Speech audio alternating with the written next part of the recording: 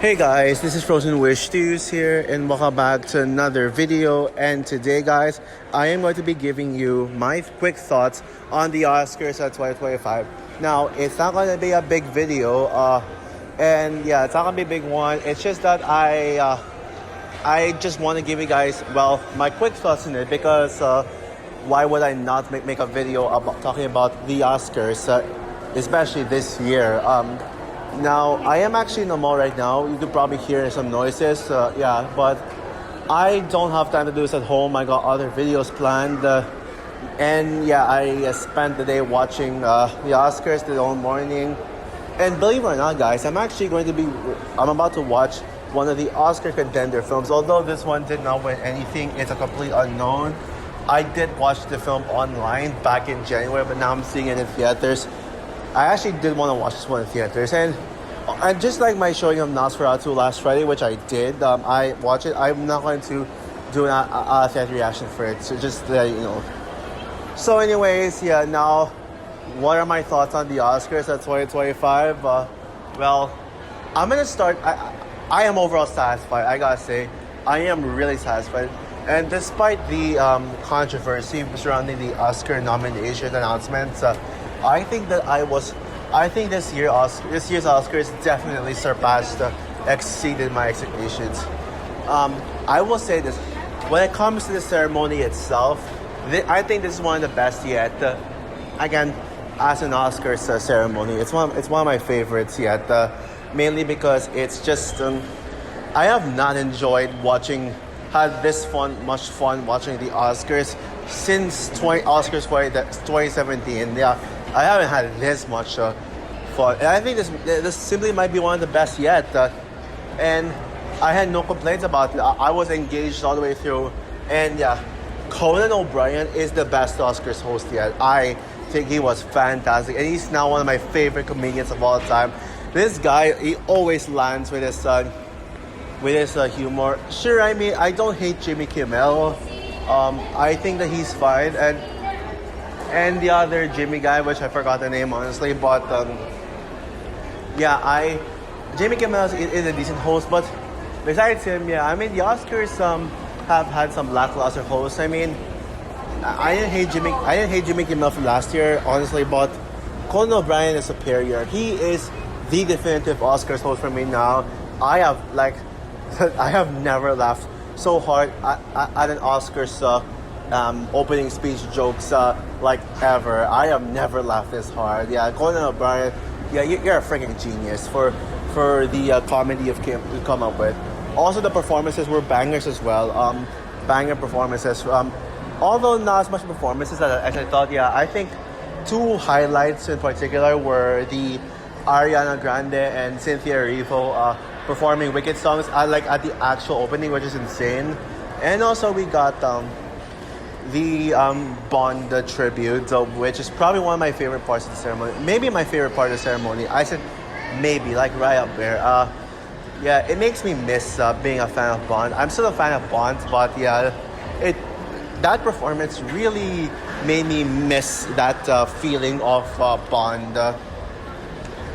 Yeah. And honestly, I was not expecting a Bond tribute at all. But I guess because of Barbara Broccoli retiring from Bond, yeah, I guess that's why they had to do a tribute to him, which I think is great. Now, as for the winners, safe to say, yeah, I think I only disagreed with a very minimal amount of them, which is great. So yeah, what did I disagree with? Well, best anime feature. Yeah. I know best anime feature is the most divisive Oscars category, mainly because you got Wild Robot right there, which is unanimously agreed upon to be the best anime film of the year, and you've also got Inside Out 2, which it's still my favorite film of the year of 2024, and yeah, sadly both of them did not win, but I will say though, Flow is a masterpiece, and I think the hype for Flow is real. So I think I respect the Oscars for Flow. I'm not overjoyed about Flow winning. I just respect this decision to make Flow win Best Anime Feature. So yeah, I will give it that. And yeah, Flow's an adorable movie. The cat is so adorable, man. Yeah, the black cat. Yeah. But yeah, just I know people are pissed about it, but just don't be like Charles Banniger fan, who's literally who already hates Flow just because it beat Inside Out to the Oscars, and now Charles Banniger fan is having a huge childish tantrum about it. Well, at least I'm not throwing a fit about Inside Out 2 losing, so that's why I'm a better Inside Out fan than you, Inside Out 2 fan than you, Charles Banniger fan 2001. Yeah, suck it. And what else? Oh yeah, I'm Still Here winning best foreign language film. I guess the only reason Emilia Perez lost was because of the controversy, but I think that's where Flow should have won to me. Best international feature film is where I would have given Flow the award to, because I think Flow is easily the best of the best international feature nominees. So there's that, and oh yeah, best supporting actress. I mean, Zoe Saldana, I love you. I think Emilia Perez is one of her best performances yet, but over Ariana Grande, no. I mean, I don't think so. I think it sucks that Ariana Grande is getting robbed in these awards. I mean, Ariana Grande is the real winner because I think she gave the best performance of 2024 as Kalinda. So probably my biggest disappointment, but then again, I still love it, Zoe Saldana, so I don't want to over-argue too much about it. But then again, But then again, yeah, even the ones I disagree with, I still have some respect for them. And let's talk about the winners. Yeah, I mean, before I get to probably the two winners, the two movies I like to congratulate the most for winning. Yeah, let's go over the wins that I want to mention. Brutalist won for Adrian Brody, Best Director, Best Cinematography, and Best original score. Well deserved wins. I don't think Brutalist is my favorite score of the nominees. I think Wild Robot score from Chris Bowers. I think Wild Robot should have won Best Original Score, but I'm not complaining about it. I have no complaint. I am not going to bitch about it because I think Brutalist score is amazing. Also best.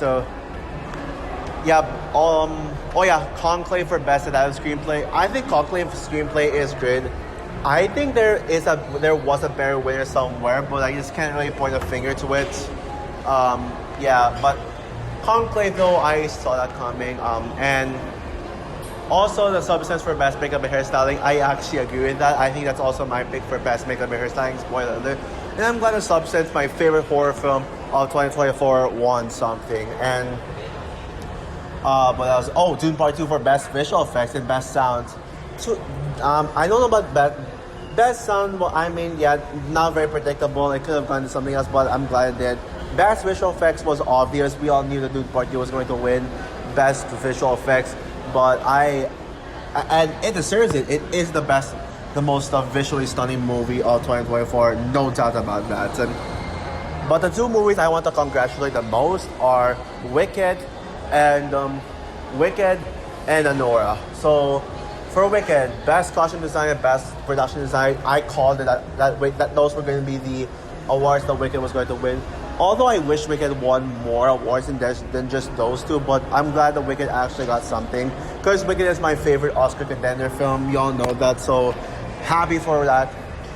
And most certainly, huge congrats to Anora for being the one to win the most award categories this year. And even the award categories that people did not expect Anora to win, like Mikey Madison for Best Actress. I think Mikey Madison for Best Actress was the Oscar win that made me cheer the most, that made me the most happy. Yeah, because I gotta say, Mikey Madison gave the second best performance of the year, second only behind Ariana Grande. So the fact that everyone was saying, Mikey Madison is not going to win. Was not going to win Best Actress. It was going to either Fernanda Torres for I'm Still Here or Demi Moore for The Substance. Everyone was like rooting for Demi Moore in The Substance to win. And considering how everyone tends to always get their predictions right, all the award experts, I was thinking that they're gonna give it to Demi Moore, but no, actually it went to Mikey Madison. Thank freaking God. Yeah, I was so overjoyed. And especially since if you guys remember, Mikey Madison won Best Actress at the Frozen Awards, so yeah, it was a miracle to see Mikey Madison win Best Actress. And also, it won Best Original Screenplay, Best Film Editing, Best Director Sean Baker, which was also one that people doubted.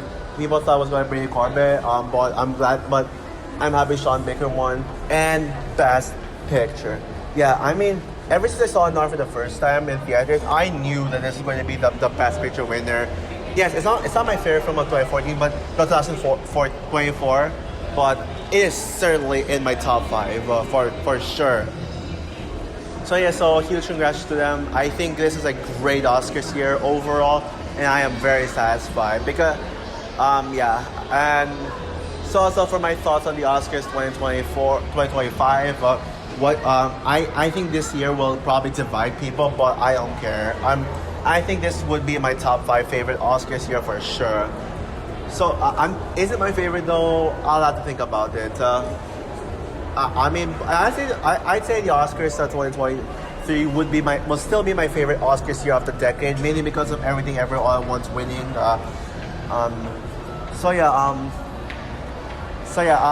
What are your thoughts on this year's Oscars? Did you love it as much as I did, or were you underwhelmed by it? Comment down below, like, subscribe, hit the notification bell, and stay tuned for my review on Parasite. This time, coming tomorrow. So yeah, bye guys.